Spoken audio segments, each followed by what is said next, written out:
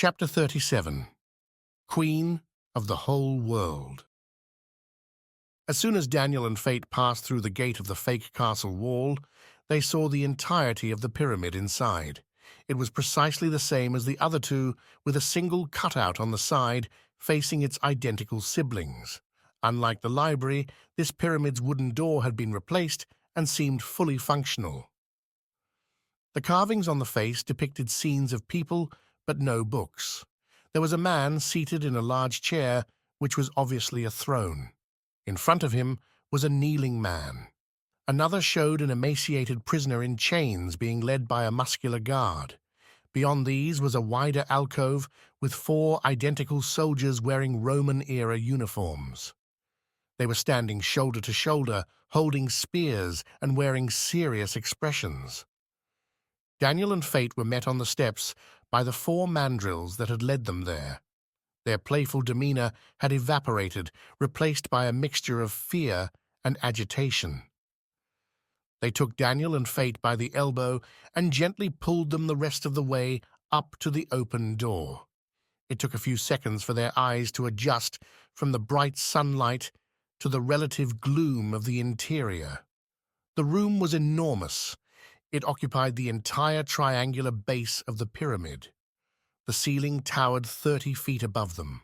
A grand stone staircase to the upper floors occupied one wall. On either side of the central walkway stood several long oak tables, each capable of seating over 100 people. Directly in front of them against the rear wall sat a marble throne on a raised dais. As thrones go, it wasn't exactly awe-inspiring, having neither precious stones nor gold gilding. The slender young woman seated in it was likewise unremarkable, wearing only a simple white silk dress. It was smudged with stains and nearly black along the bottom edge. Her long blonde hair was pulled back and fastened by a faded red ribbon. Around her neck, she wore another red ribbon tied to a pair of iron skeleton keys. As they approached, she jumped down from her seat and ran toward them, smiling and giggling. Daniel and Fate stopped. Apart from the woman running toward them and the quickly retreating mandrill escorts, they were alone in the massive room. Hello? Fate managed to get out before she took his face in her hands and kissed each cheek twice. She released him and knelt to do the same for Daniel, who was too slow to retreat. "My name is Fate," he continued, "and this is Daniel." He waited for her to introduce herself, but she merely smiled and shifted her gaze from one to the other as if she couldn't believe they were real. "And you are?" Fate prompted. She giggled again. "Don't be silly. I'm your queen. All my subjects know me. It's all right. Most peasants are stunned by the presence of their queen." "Forgive me, my queen," said Fate formally, "but my squire and I have journeyed long and—" She squealed with joy, rolled up on the tips of her toes, and clapped her hands. Daniel glanced at Fate curiously but took his lead. "Oh, yes. And my master and I we've been away from court for so long that, well, we've forgotten your full title, Your Grace."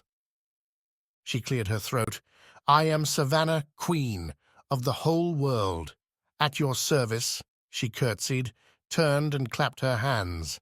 "Let us dine." Daniel and Fate followed her to the end of one of the large tables.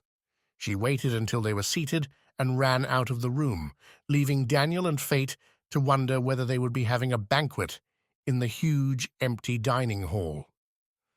After she had gone, Fate chuckled. "What do you think of Queen Savannah?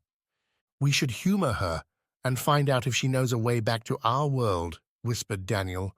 "If she really thinks she's a queen, she might be mentally ill." "Might," said Fate. "She's mad as a hatter. I haven't been this amused in decades. Someone should tell her that queens don't curtsy to anyone, and they never say at your service. She seems harmless either way." "Delusional people are usually harmless," Daniel agreed, "but there's something off about her. She might instead be a controlling personality who just insists on always getting her way." "The mandrills are terrified of her," said Daniel ominously, "and she speaks English, so she has to be from our world. We need to find out how she got here.